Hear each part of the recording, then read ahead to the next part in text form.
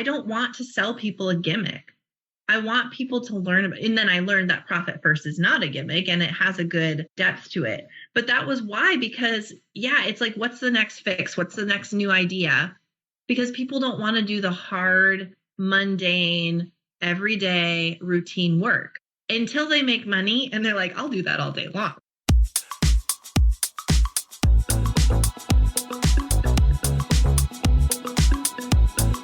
Hey, it's the Profit Answer Man, Rocky Lalvani.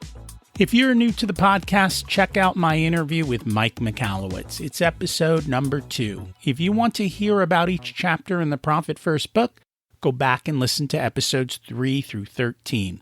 Episode 1 is the why and how. On the Profit Answer Man, we learn money mastery without all the complicated accounting mumbo-jumbo using a simple system. Your accountant is busy documenting your transactions and creating a rearview mirror of what happened. My guess is you don't even look at the reports they sent you. If you're like most business owners, you struggle with this, and it's not your fault. We aren't taught money in school, and accountants aren't taught how to be profitable. The Profit First system created by Mike Michalowicz works, and he certified me to help you implement the system in your business. Remember, the new equation is sales minus profit equals expenses. Let's face it, without cash flow, you can't pay your employees, buy needed materials, or pay your mortgage and support your family. I help you to do that and more, so you can focus on the parts of the business you love and receive the rewards for your labor and investment into your business. The stronger you are as a business owner, the more jobs you create, the better we are as a country. Small business owners are the backbone of America, and for that, you deserve to be well rewarded. Just remember, more revenue does not equal more profit. That's why we focus on the bottom line. Hey, don't forget, second Thursday every month, we've got a Q&A call where you can ask me anything about your business, your profit, what you hear on these podcasts, anything you need help with. Take advantage of it while I have the time to do it and continue to in 2023. We'll see what happens next year. Let's face it, running a business is hard, and some of us make it harder. However, some people figure out how to make it easier. Those are the people I love learning from. When we systematize and we understand what's important and focus on that and stop wasting time on the 80% that does not provide much value, business becomes easier. Too often we have to learn those lessons ourselves instead of learning from others. That's why I bring you other business owners and profit first professionals like me, my so-called competition, so you can learn from experiences and find a shortcut to your success. Today, we've got Ciara Stockeland. She has owned and operated businesses since her early teens, serial entrepreneur, opened her first store in 2006, franchised it, got vast experience in retail and wholesale industries. She started the subscription box for boutique retailers. She built and sold that. Most recently, she launched Inventory Genius, a coaching program for inventory-based business owners. She's got some other success. She's testified to the United States Senate twice. She's been to White House summits on small business twice.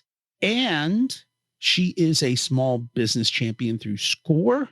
She's also on the United States Chamber of Commerce Small Business Council. She is also, as I said, a profit first coach. Her goal, like me, is to motivate business owners to build profitably and have peace of mind in their business. Let's learn from her today and see what we can implement. Welcome to the Profit Answer Man, Ciara Stockeland. It's great to have you join us today. Hi, thank you for having me on. I'm excited for our conversation. Can you share a little bit about yourself and your business? Yeah, so I'm a third generation entrepreneur. born and raised in North Dakota, actually, where we have really bad winters. And so the goal was always to escape the North Dakota winters, which we did a couple of years ago. We moved down to Nashville. But I've been around small business forever. I started my first small business when I was 13, built that and grew it for a little over a decade. And then my next venture was a retail store, which I built and franchised. And I've had several businesses since then that I've built and sold. So I've been a small business entrepreneur. I've been in that world forever, and I really enjoy speaking about it.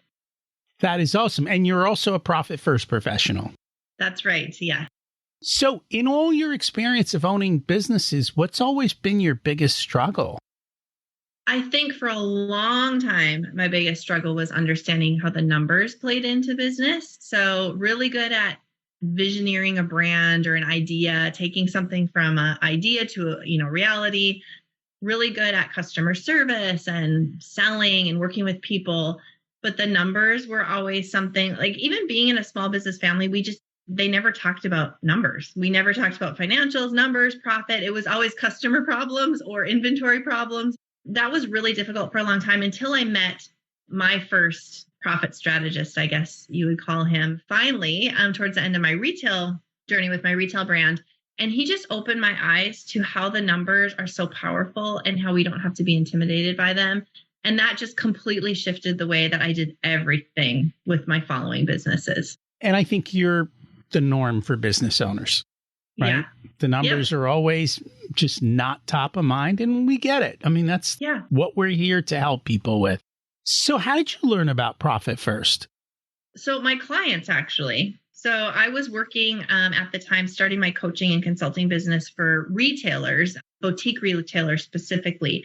And people kept asking me, do you know Profit First? Can you help us with Profit First? And I honestly was very like, no, we don't need to buy into another gimmick, another, idea. You just need to do the work and get it right. And then I thought, I've been hearing about this enough. I should probably actually look into it, because I really honestly felt like it was just one more quick fix somebody was looking for. And business is hard and there are no quick fixes. But then when I learned about Profit First and how it actually lays a good foundation and makes things so simple for us as entrepreneurs, I thought this is definitely something that I need to bring in and help my clients with. And so my clients are the ones who really ignited my passion for learning more about the concept itself. And it's funny because so often if I talk to a bookkeeper or a CPA, it's usually their clients that take them kicking and screaming into the world of Profit First. Agree. And it's always that way. So you learned about it. Clearly, it made sense. And then you started implementing it. And then you decided to go get Profit First certified.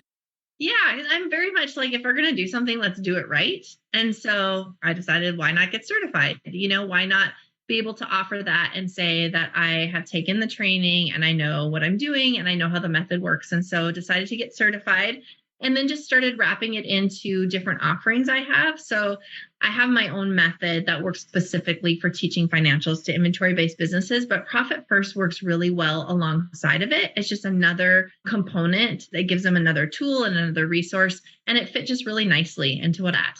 And I think that's an important point that people don't always realize. This is not a either this or that system. Right. This literally sits on top or underneath or next to so many systems. And I know for us, we're big fans of EOS.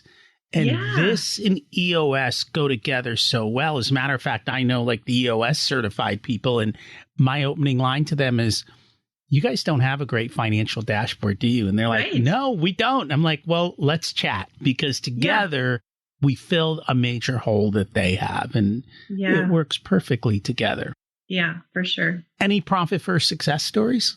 Yeah, I have a few, but one that I really love telling, because I think anytime we look at a method or we look at a coach or consultant or a success story itself, we glamorize it and we feel like it's so unattainable for us. So this is why I love this story. This client is very small, like so small, 1 comma in the numbers, small town. And they came to me, they had a pretty good foundation in a lot of areas. They knew exactly who their customer avatar was. They were doing a lot of things right, only open a couple days a week. but just were really struggling with cash flow and managing money. And so they came to me and we started working on some things, including implementing Profit First. And their numbers were so tiny, like they would transfer $20 a week or $50 a week. And of course it grew. And then what I love is that it grew the rest of their business as well. And so that one comma became more than one comma. But she just implemented it. She went all in. She stuck with it. She was consistent. It was non-negotiable. And it was a partnership, 2 equal partners. They both ended up getting to a place where they could both take a consistent paycheck.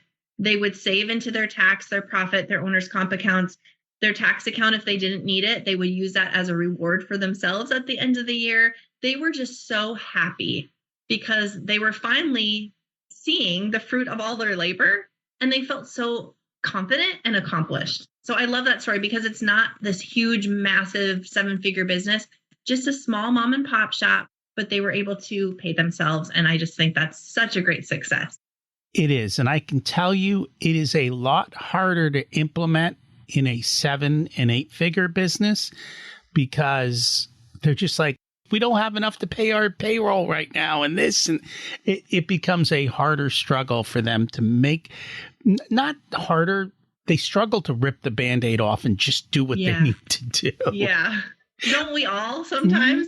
Just like, let's just go for it. You know, it's scary to do something different. It is. But you know what? Even if you move the money, I always tell people, just because it's in that account doesn't mean you need to remove it from the company. You can let it sit until you're more comfortable. And sometimes we have to steal from ourselves, but at least now we realize what we are doing and it's crystal clear. Yeah. This is what happened. And yes, I made a mistake. And now what am I going to do to fix it the next time around? Yeah. And now with Relay Bank, it's so much easier because it's all automated. They do everything for you. And so that's been a real help for many businesses where that becomes a struggle. I agree. Yeah. Great tool. So we're here to talk about your new book. What inspired you to write the book, Inventory Genius? Yeah. So I had created this framework and method, and I was very successful. And I had all of these client stories, watching their success. Sometimes a client story was not a success story because they're not always wins, right?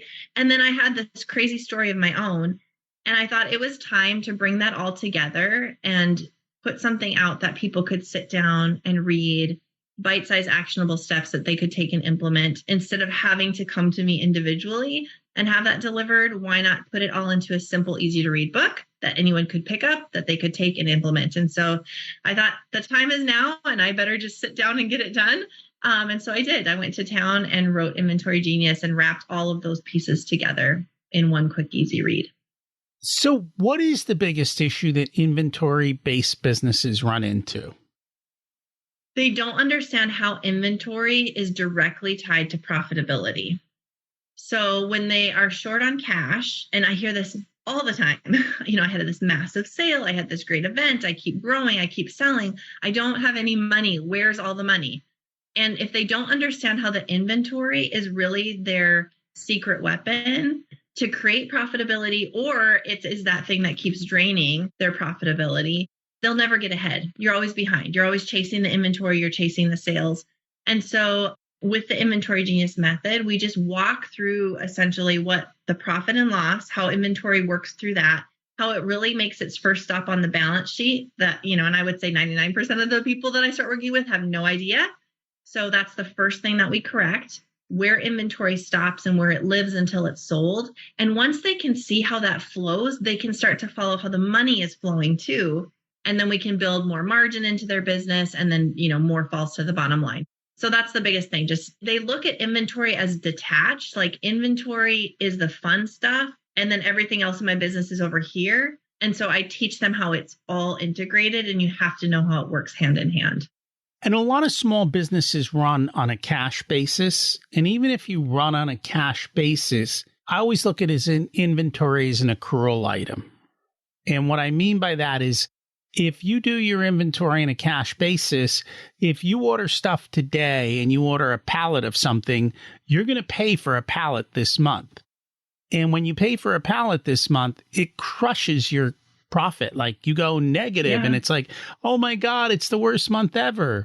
And then you start selling it and there's no cost of goods because you already paid for it in that type of a system. And then you're like, oh, we're making money hand over fist. We should buy more inventory. So confused. Yeah. So, and there's no tying the two together and you don't even know if it's reasonable. Then you get low on inventory or you've got some spare pieces lying around. Now you start discounting it. And you don't know if you're profitable or not because of the way you do it. And they see all these spikes and valleys throughout the system. And most people aren't able to set up a good inventory accounting system to track. And basically what we want to know is that when I sell something, that the appropriate cost of goods is associated with the sale so that I can see a true picture of our numbers. Yeah, I mean, there's enough ups and downs in small business. The roller coaster's crazy. Let's not add that piece to it as well. Because it's so, the high is high, I'm so excited. All this cash came in. Oh my goodness, where did it all go? And you just live on this every day and all the time. I need more inventory. I can't afford it. So then I discount everything, but then they don't understand that the margin is what allows them to buy more inventory again. Then they don't have enough margin to cover expenses and inventory. And then that vicious cycle happens if there's not enough and then the sales don't come. And so we just walk through how important it is to have the inventory stop at the right stops along the way so that you can understand what it's doing to your cash flow and to your profitability. And unfortunately, some people borrow for inventory. And so that runs up the cost. Or when they sell stuff, because they have the money, they don't put it aside to buy future inventory. Yeah. And then when it comes time to buy inventory, they don't have the money because they spent it somewhere else. Yeah. And then we go get capital loans, which are predatory and crazy and super high interest rates, and it eats all of our cash flow. And we're in a worse spot. We feel good for a day until tomorrow morning. And so, we look at just slowing down and fixing that. So how do these two work together in the world of Profit First? What do we do different with Profit First if we've got an inventory-based company? So the first thing is to set up an inventory account. So this is the first account I have everybody set up before tax, profit, get your inventory account set up. And then we look at your cost of goods every week. And you move your cost of goods into that inventory account. And that fixes what you just addressed, which is we never have enough to buy inventory. Well, you do because you're replacing what's sold and you keep replacing what sells. And then you really see what you have left. Because that's something too that most inventory-based business owners, like 99% of them, don't realize. You might have had $100,000 week. You do not have $100,000. Like a portion of that has to go right back into to replace what's sold. And what the difference is what you actually have for operating expenses and all of those pieces. So setting up that inventory account really helps them see the money. And I think seeing it and touching it and feeling it move is what starts to make it click. Because sometimes looking at a P&L, even though you've explained it, gross margin is hard to understand until you see what's left and okay, that's my gross margin. And I agree with you. I think one of the problems that many business owners don't realize is they think I bought something for X. As long as I sell it for more, I'm okay. What we have found is with an inventory type of business, if you sell something for $100 and it costs you more than $70, there's a good chance you're going to massively struggle in your business. That $30 is not enough to run the business on. Because in that $30, you have to pay for marketing, you might have to pay for storage, you might have to pay for the loan, you have to pay for your salary, you have to pay for the phones, you have to pay for this, you have to pay for that. And when I talk about that amount of the $70, it's not just the item cost. It's the item cost plus the shipping in, right, to your location, because most of those things come with shipping. And it might also include the platform cost. A lot of these platforms charge a very large percentage. So, if you're on one of these big platforms and they take 30%, then you really need to make sure that your actual item cost now probably can't be more than 30% of the sale price. So If I sell something for $100, it costs me $30 to buy the item. I sell it for $100. The platform takes $30, which is absurd. Now we're at $60. Maybe I paid $5 to ship it in. Now I'm at $65, and you might have stocking or whatever fees or some advertising fees. And then you're at $70, and now you're at the limit. You need that last $30. And that's a minimum. That means you're going to have to run a tight, lean business there. Yeah. When you have those kind of numbers.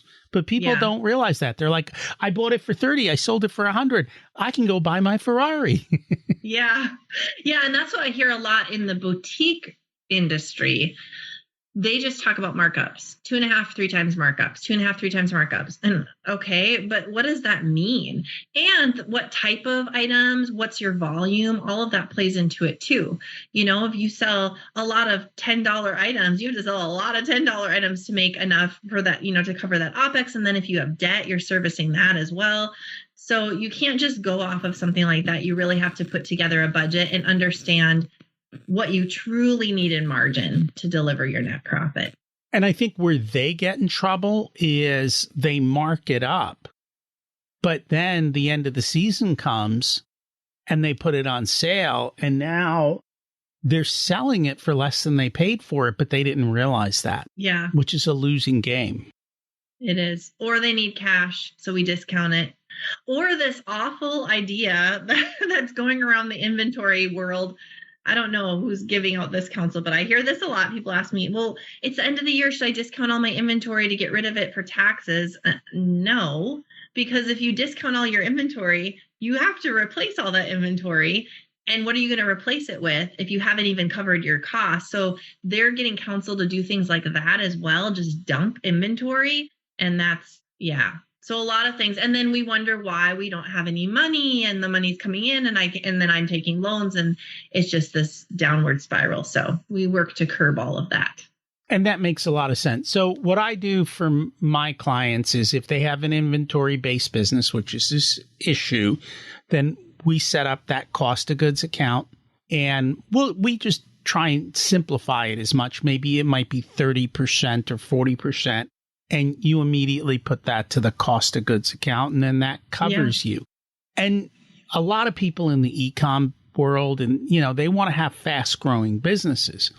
And so they're like, well, you know, next month I'm going to sell, or next 6 months from now, I want to sell 50% more. And in that case, we tell them that's fine. Take your cost of goods and put aside 1.5 times your cost of goods so that you have the cash to pay for 50% more inventory, so you can sell 50% more inventory.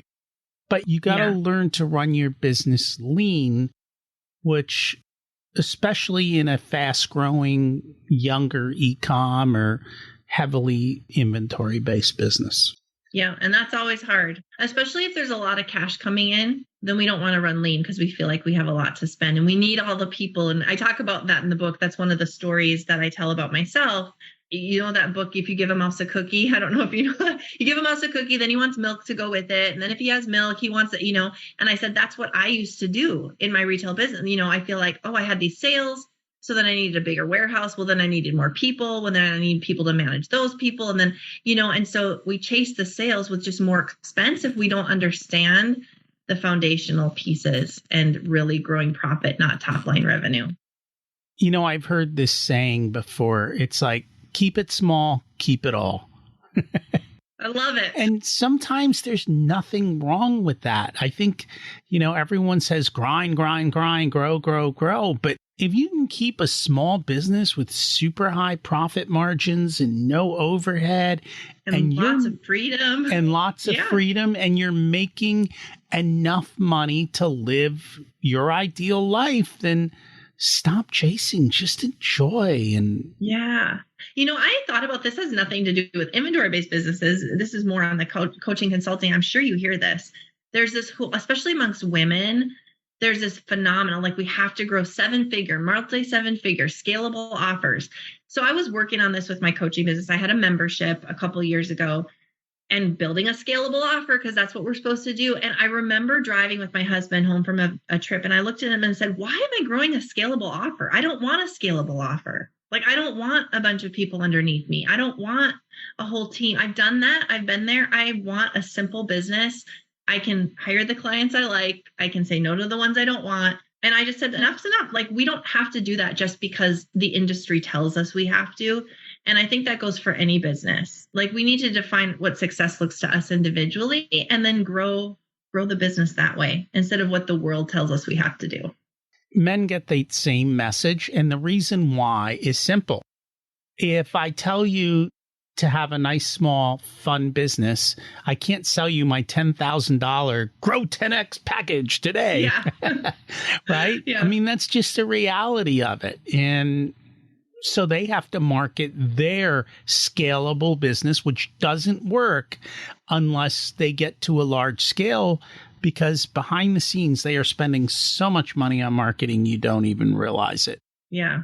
The only way to justify that is more and more and more. And it's that never ending chase, which yes, I'm not for.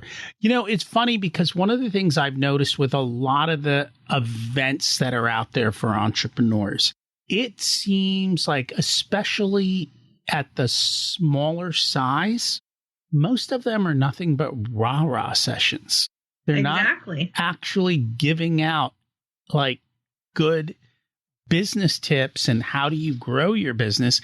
They're just like, rah-rah, we can do this. And I'm like, yeah, you're wasting your money going there. Well, I think that's because that's not the sexy stuff. Like, people want to be told. That's why, back to the beginning of the conversation, when people are like, tell us about Profit First. And I was just like, I don't want to sell people a gimmick. I want people to learn about, and then I learned that Profit First is not a gimmick and it has a good depth to it. But that was why, because it's like, what's the next fix? What's the next new idea? Because people don't want to do the hard, mundane, everyday routine work until they make money. And they're like, I'll do that all day long. That's what I tell my clients. You might be so sick of what you're selling. You've sold it over and over and over and over, but let's keep selling it because it's making us money. And when we can learn to manage that money, you'll sell that all day long. If people want socks, we just keep selling them socks, instead of like looking for the next exciting thing. That's what can get us into a lot of trouble. So I think that's why people want to be sold quick fixes and they want the hype. They don't want to do the hard, heavy lifting. And everybody needs socks and underwear. So they do, so just keep selling the same old, if that's what works. Any other ahas people will get from the book? I think just how real entrepreneurship is. I'm really open with my story. We lost everything. And it wasn't all because I didn't understand inventory and numbers. There were some other pieces in there, but I talk about that. Like, there's some things in our small business journey that we can control, and there's some things we can't control. But what do we do about that? And so what I've heard from people that have read it is they love how short and sweet it is. You can literally read it in 2 hours because we don't all have an extra boatload of time. So let's just get to the point. And it's real. So I share success stories. I share things that I've done well and things that I wish I would have done better, lessons I've learned. And so that's why I think it's just a really good read for anyone that has inventory, just to understand where you fit. And hopefully, some of those aha moments of, that's what I've been missing. That's the piece of the puzzle that I was looking for. Now I get it. And I have found the more you work with clients, the more everything tends to follow patterns and rhyme. Are there certain things that you've noticed when you work with your clients that the same themes keep coming over and over and you've got to work with them to fix? Yeah. The first thing I do is look at their gross margin, and it's always wonky. So either it's showing, like an example, I have a client who I had her send me 3 months of financials because we wanted to walk through what they meant. She didn't know how to read financials. So I said, send me 3 months, we'll walk through them. So the first 2 months I looked at, she had this amazing margin, like 80% margin. And I said, that would be great. I'd be so happy for you. I know that's not accurate, but I'd be happy. And then let's look at the following month. She had a negative margin. I said, well, you wouldn't survive on that. So we knew right away that her cost of goods was not being recorded accurately. So that's the common denominator, is Either they aren't recording it accurately because they're expensing all the inventory out the minute they get it instead of having it stop on the balance sheet first, or their margins are too low because they're not pricing high enough. So we always start with gross margin, common denominator. We can fix things really quickly with just that one little piece. And then I think the other thing is clients don't understand how debt plays into cash flow. So they look at a P&L and they'll say, I made $100,000 last year, but I do not have $100,000. Like, where's the money? I have like $1,000 in my bank account. And then we'll look at the balance sheet and look at what debt they're servicing. And whoa, okay, I didn't realize that it's not going to show up there. So that would be the other common thing that we point out right away. And just those two little things can give a business owner so much confidence because they're like, wow, now I know. How often do you notice that people look at the balance sheet? They never do because it's scary. We don't understand it. We don't understand how it works together. Do I really need it? That's for fancy CPA people. They never look at it. I've never had a client that was like, oh, I already look at my balance sheet, Ciara. No. So here's the other thing that I find. I find most accountants look at the balance sheet as a static one-time view. That's what bankers do. Show me a balance sheet. Yeah. Today's balance sheet. That's all they look at. Or it'll be today's balance sheet versus year ago balance sheet. I look at the balance sheet month to month changes. So do I, yeah. I look for where did the variations and changes occur. And that I have found that is not what most people do other than those who understand how to manage a balance sheet. Yeah, it's not just, it is a snapshot in time, but we need to keep an eye on that. So I always say like the P&L is like a rear view mirror. It's already happened. We want to look at it, but we can't fix what's on there. Like that's done. The balance sheet though tells you of the business story today. So we want to keep looking at like what's happening today. What does it look like today? What should I change today? And you don't want to look at that once a year. Like you want to be able to look at that, once a month for sure, but be able to pull that. And then I think as a business owner, even if you don't love the numbers and you're never going to do your own bookkeeping, you need to be able to ask your bookkeeper questions, like hold them accountable. I always teach my clients like what you should look for, 5-minute quick glance, and bring your accountant 3 questions. Like, what is this? This doesn't look right. This looks great. Tell me, because most bookkeepers aren't going to give advice or strategy at all. Like that's not their job. And that's not usually how they're wired. So as a business owner, you have to be proactive with that. That you do. And I don't think people realize the P&L statement is one single line on the balance sheet and how these pieces and puzzles all fit together. And the more you understand it, the easier it becomes. It's just like driving a car. The first time was hard. Now you don't even pay attention, right? You're too busy thinking about your business, drinking coffee, listening to this wonderful podcast. That's right. If people would like to learn more about you, the book, where's the best way for them to find you? Yeah, so you can find Inventory Genius on Amazon if that's the easiest way for you. Otherwise, my website, ciarastockeland.com. You can get the book there in all versions, Audible, ebook, all the things. Or they can just connect with me at ciarastockeland.com. I'd love to hear from them. Cool. And we'll put that in the show notes. Thank you so much for joining us today. Thank you. Okay, difficult question. How well can you read your balance sheet? That is where the wealth of your company and the value reside. It's also what the bank wants to look at to see if you're lendable. Here's the thing. It's really not that hard to read it and to see what's going on. It's also where your cash disappears into that black hole that does not show up on your P&L. The way your P&L is literally one line on the balance sheet. So your P&L flows there, the cash flow state. I know it gets crazy. Here's the bottom line. If you have an inventory-based business, you have another level of complexity to learn and measure. Again, it's not that hard once you understand it. Just like at the beginning, riding a bicycle was hard. Now it's easy. That is, if you know how to ride a bicycle. I'm going to continue to bring experts, share my knowledge, help you increase your cash flow and do better. And we've got the Q&A calls where we give it away for free. If you've got questions, bottom line is I built a business where I don't have competition. That's why I bring on other PFPs. That's why I bring on other people who do what I do, because I want you to be successful. And at the end of the day, you don't need more resources. You need to be more resourceful. It goes back to thinking time. We need you to focus on the bottom line, that balance sheet, and be more profitable. If you'd like for us to be a part of your profitability journey, we have different programs available ranging from do-it-yourself to one-on-one coaching. Our course, The Profit Blueprint, teaches you everything you need to know to transform your profitability. There are 3 different tiers ranging from DIY to done with you so that businesses of all sizes can get the support that's best. Join the waitlist in the show notes to get more information and be a part of the next cohort. If you want a done for you service, you can hire us as your chief profitability officers. We only work with a handful of clients, so they all get our full attention.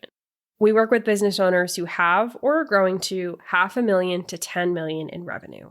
You can use the scheduling link in the show notes to get on our calendar for a good fit conversation to see if we're the right people to support you and how we can help you.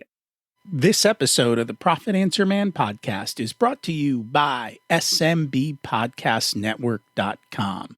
The network is a collection of podcasts and shows from around the internet which focus on bringing you interviews with amazing guests who share actionable advice, ideas, and information for small and medium-sized business owners and entrepreneurs.